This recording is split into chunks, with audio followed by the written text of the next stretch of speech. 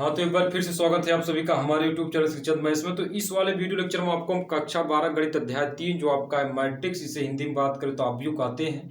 ठीक है, इसमें हम एक्सरसाइज 3.2 के लिए बेसिक परिचय आपको करके बताएंगे, क्योंकि हमको एक्सरसाइज 3.2 का अगर क्वेश्चन लगाना है, उसको सॉल्व करना है, तो सबसे पहले 3.2 के लिए जो बेसिक चीज़ें हैं उसको पहले हमको जान लेना आवश्यक है। ठीक है, तो देखिए बेसिक चीज़ें हमको ये पढ़ना है कि आव्यूह का योग और आव्यूह का अंतर और आव्यूह का गुणा हम कैसे करते हैं। ठीक है, इसमें आपको दो मैट्रिक्स दिए रहेंगे, उसमें आपको ये बताना पड़ेगा कब हम दो आव्यूह को जोड़ सकते हैं, कब घटा सकते हैं, कब गुणा कर सकते हैं। ठीक है, इसको आपको बताना पड़ेगा। तो इसके लिए शर्तें होती हैं कि अगर दो मैट्रिक्स दिया गया है तो उसको हम कब जोड़ते हैं, कब नहीं जोड़ते हैं। अगर दो मैट्रिक्स दिया गया है तो उसको हम कब घटाते हैं, कब नहीं घटाते हैं। अगर दो मैट्रिक्स दिया तो उसको हम कब गुणा करते हैं, कब नहीं गुणा कर पाते हैं, इसको हमको देख लेना है। तो सबसे पहले हमको उसी शर्त के बारे में हम पढ़ेंगे। तो सबसे पहले देख लेते हैं आव्यूह का योग, क्रम से चलेंगे।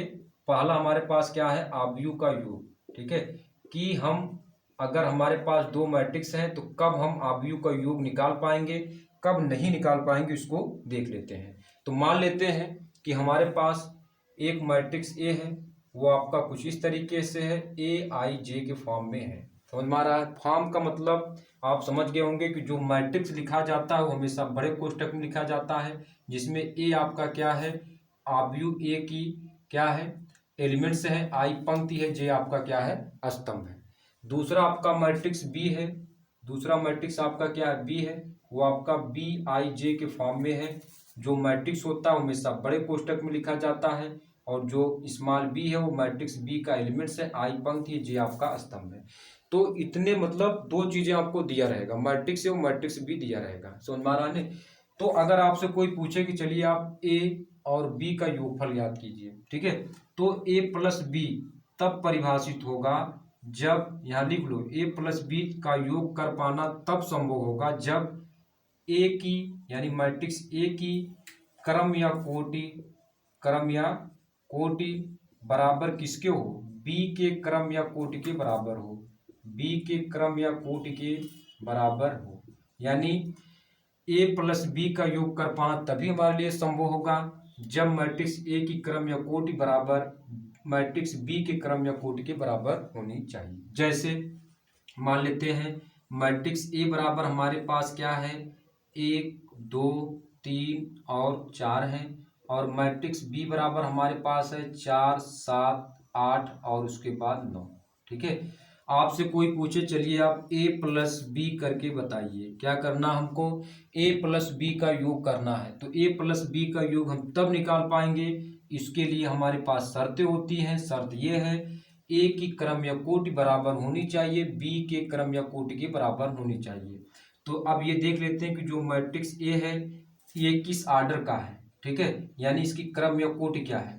तो यहाँ देखेंगे पहली पंक्ति दूसरी पंक्ति, यानी पंक्ति की संख्या कितनी, 2 है। स्तंभ देख लेते हैं, तो पहला स्तंभ दूसरा स्तंभ यानी स्तंभ कितने हैं, 2।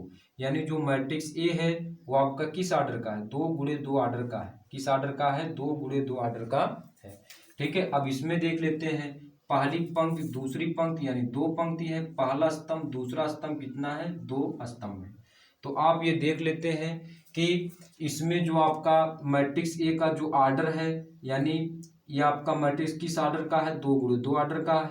मैट्रिक्स बी भी आपका 2 गुणे 2 ऑर्डर का, यानी इसमें जो आपका क्रम या कोटि है, जो क्रम या कोटि 2 गुणे 2 है, इसमें भी आपका क्रम या कोटि क्या है, 2 गुणे 2 है। यानी इसकी क्रम या कोटि बराबर बी के क्रम या कोटि के बराबर है।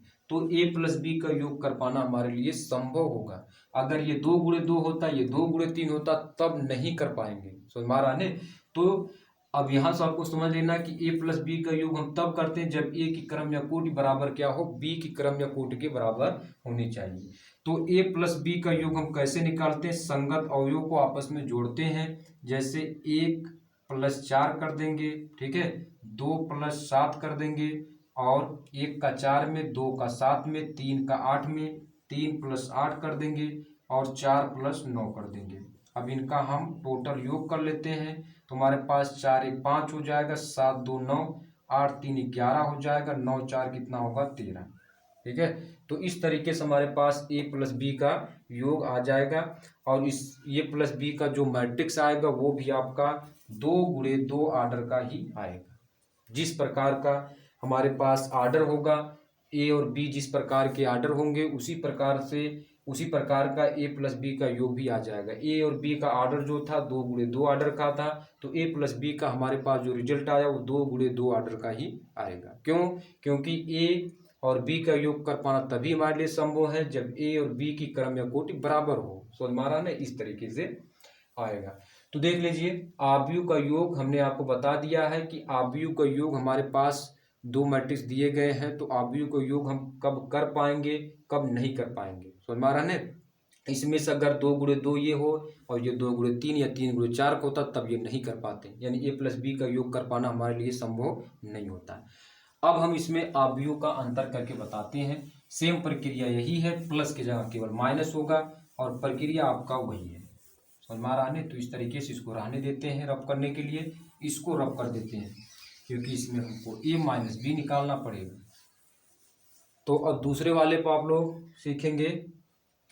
दूसरे वाले पर हमको क्या सीखना है? आव्यूह का अंतर।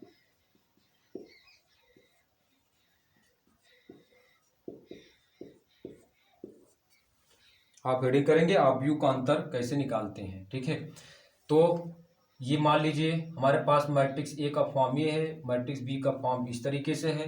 अब आपसे कोई पूछे चलिए ए माइनस बी यानी मैट्रिक्स ए और मैट्रिक्स बी का अंतर निकालिए, तो मैट्रिक्स ए और मैट्रिक्स बी का अंतर तब परिभाषित होगा जब ए की क्रम या कोटि, ए की यानी मैट्रिक्स ए की क्रम या कोटि बराबर किसके हो, बराबर बी के क्रम या कोटि के बराबर हो। बी के क्रम या कोटि के बराबर हो, क्रम या कोटि के बराबर हो।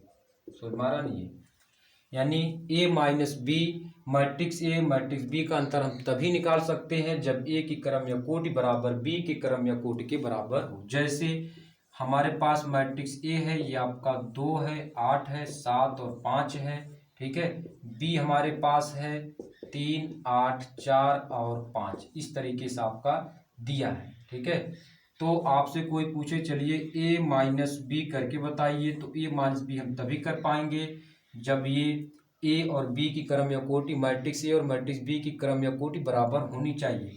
तो यहाँ देखते हैं, तो मैट्रिक्स ए 2 × 2 आर्डर का है, ये भी आपका 2 × 2 आर्डर का है, यानी इसमें 2 पंक्ति है।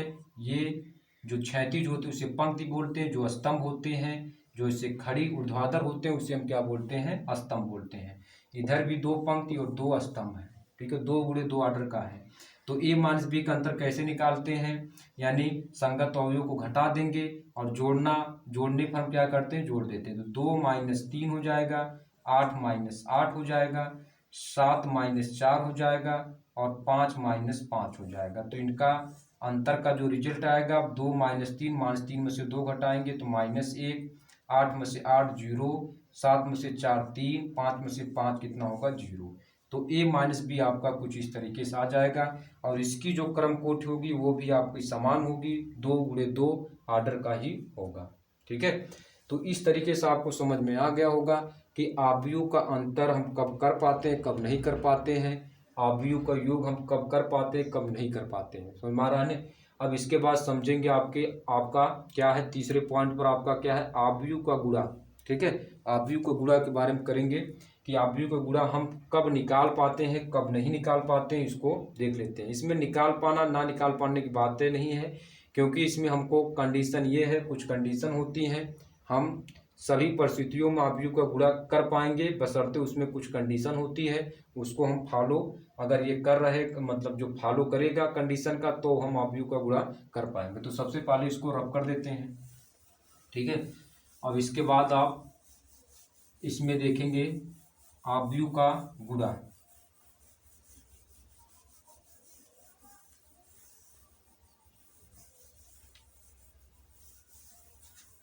चलिए, इसके बाद आप हेडिंग करेंगे आव्यूह का गुणा कब हम निकालते हैं, कब नहीं निकालते हैं। तो तीसरे पॉइंट पर आपका है आव्यूह का गुणा। तो मान लेते हैं, माना ए हमारे पास मैट्रिक्स, इसका फॉर्म कुछ इस तरीके से होता है AIJ, और बी हमारे पास है, इसका फॉर्म BIJ के रूप में होता है। ठीक है, आपसे कोई पूछे चलिए आप A इंटू बी निकालिए, तो A इंटू बी तब परिभाषित होगा जब A में मैट्रिक्स A में स्तंभों की संख्या, मैट्रिक्स A में स्तंभों की संख्या बराबर, मैट्रिक्स ए में स्तंभों की संख्या बराबर क्या होना चाहिए, मैट्रिक्स बी में पंक्तियों की संख्या के बराबर होनी चाहिए, पंक्तियों की संख्या के बराबर हो, संख्या के बराबर हो। ये समझ में आ रहा होगा कि ए इंटू बी तब परिभाषित होगा जब ए में स्तंभों की संख्या, यानी हमको मैट्रिक्स ए में स्तंभों की संख्या देखनी है और मैट्रिक्स बी में हमको क्या देखनी है, पंक्तियों की संख्या देखनी है। ठीक है, जब ए में स्तंभों की संख्या और बी में पंक्तियों की संख्या बराबर हो जाएगी तो हम ए इंटू बी निकाल सकते हैं। समझ में आ रहा है ना। तो जैसे समझिए कि हमारे पास एक मैट्रिक्स ए है, वो आपका 2 4 6 8 इस फॉर्म में है। दूसरा मैट्रिक्स आपका बी है, 1 3 8 और 9 इस तरीके से आपका दिया गया है। आपसे कोई पूछे चलिए आप ए इंटू बी निकालिए, तो ए इंटू बी निकालने के लिए, निकालने से पहले हम ये देखेंगे कि अब अगर इसमें देखते हैं कि मैट्रिक्स ए का आर्डर क्या है, 2 गुणे 2 का है, मैट्रिक्स बी का जो आर्डर है 2 गुणे 2 का है। समझ में आ रहा है। तो अगर इसमें हम क्या देखेंगे, ए इंटू बी निकालने के लिए हम देखते हैं ए में स्तंभों की संख्या, तो मैट्रिक्स ए में स्तंभों की संख्या कितनी है, 2 है, और बी में पंक्तियों की संख्या कितनी है, 2 है। ठीक है, यानी स्तंभ कितने हैं, 1 2, पंक्ति कितने हैं, 1 2। ए में हम क्या देखते हैं, स्तंभों की संख्या, बी में हम क्या देखते हैं, पंक्तियों की संख्या। अगर ये दोनों आपस में बराबर हैं तो हम ए इंटू बी निकाल लेते हैं। तो देख लीजिए आप, दोनों आपस में क्या है, बराबर है, तो हमारे लिए ए इंटू बी संभव है। ठीक है, तो आपको समझ में आ गया होगा ए इंटू बी कब संभव होगा, कब नहीं होगा, ये आपको समझ में आ गया होगा कि ए इंटू बी तब परिभाषित होगा जब ए में स्तंभों की संख्या, बी में पंक्तियों की संख्या क्या होनी चाहिए, बराबर होनी चाहिए। तो अब देखिए इसका गुणा कैसे करते हैं। गुणा करने के लिए नियम पहले देख लीजिए आप कैसे करते हैं। ए में पंक्ति लेते हैं और बी में स्तंभ, यानी पहले स्तंभ के साथ आपस में क्या करते हैं, गुणा करते हैं, बीच में प्लस लगा देते हैं। तो यानी 2 गुणे 1 और बीच में प्लस 4 गुणे 8, 4 गुणे 8 इस तरीके से। अब इसका इसके साथ हो गया, अब इसका इसके साथ कर देंगे, तो 2 गुणे 3 प्लस 4 गुणे 9 ये हो जाएगा। हमने बताया था कि बीच में प्लस लगा देंगे। अब ये वाला सबके साथ होगा, अब इसको लेकर चलेंगे, 6 गुणे 1 प्लस 8 गुणे 8। ठीक है, 6 गुणे 3 प्लस 8 गुणे 9 ये। अब इसका अगर हम गुणा कर दें, आपस में गुणा करके जोड़ दें, तो 2 के 2 और प्लस कितना होगा, 8 चौक के 32 होगा, 2 तिहाई 6 और 4 9 36 होगा, और 6 इधर हो जाएगा, 6 के 6 प्लस कितना 8 64 और 6 त्रिक 18 और प्लस 8 9 72 ये। ठीक है, और मैट्रिक्स को क्या होता है, बड़े कोष्टक में लिखते हैं, तरीका आपको पता ही है। तो ए इंटू बी का जो रिजल्ट होगा, ए इंटू बी का रिजल्ट आपका क्या होगा, 32 और 2 जोड़ दीजिए तो आपका क्या होगा, 34 हो जाएगा, दिखाई दे रहा होगा। ठीक है, 39 और 6 जोड़ दीजिए, 9 6 15 यानी 45 हो जाएगा। 64 6 जोड़ देंगे तो 6 4 10 यानी 70 हो जाएगा। ठीक है, और 18 और 72 जोड़ देंगे तो आपका कितना होगा, 8 2 10 हो जाएगा, और 7 1 8 1 9 90 हो जाएगा। तो इस तरीके से आपका ए इंटू बी का रिजल्ट आ जाएगा। तो आपको समझ में आ गया होगा कि आव्यूह का योग हम कब करते हैं, कब नहीं करते हैं, आव्यूह का अंतर हम कब निकाल पाएंगे, कब नहीं निकाल पाएंगे, और आव्यूह का गुणा हम कब करते हैं, कब नहीं करते हैं।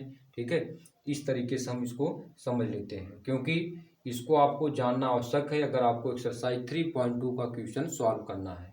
ठीक है, तो आव्यूह का गुणा हो गया, अंतर और योग हो गया। और इसमें आपको ये चीज़ जैसे आपने छोटी क्लासों में पढ़ा होगा कि ए इंटू बी का जो रिजल्ट होता है वो बी इंटू ए के बराबर होता है। छोटी क्लासों में आपको 2 संख्याओं का गुणनफल के बारे में आपने जब गुणा किया होगा तो आपका दोनों रिजल्ट आपके एक जैसे आते होंगे। लेकिन मैट्रिक्स में जरूरी नहीं है कि a इंटू बी बराबर हो b इंटू ए के। ये बराबर हो भी सकता है और नहीं भी हो सकता है। आपको समझ में आ गया होगा कि कब नहीं होगा। हमने जो बताया कि ये बराबर हो भी सकता नहीं भी हो सकता। जैसे इसमें आप a इंटू बी भी निकाल सकते हैं और b इंटू ए भी निकाल सकते हैं। क्यों? क्योंकि इसमें जो आर्डर है 2 गुणे 2 समान है।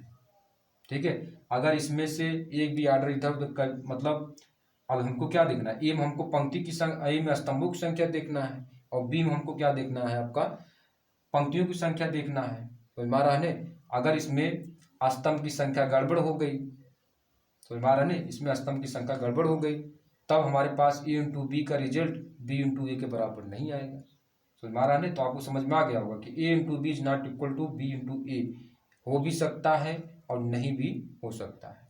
ठीक है, तो आप इसको नोट डाउन करिए। इसके बाद आते हैं और एक्सरसाइज 3.1 का जो आपका क्वेश्चन है उसको भी सॉल्व करके बताते हैं। तो आप इसको नोट डाउन करिए।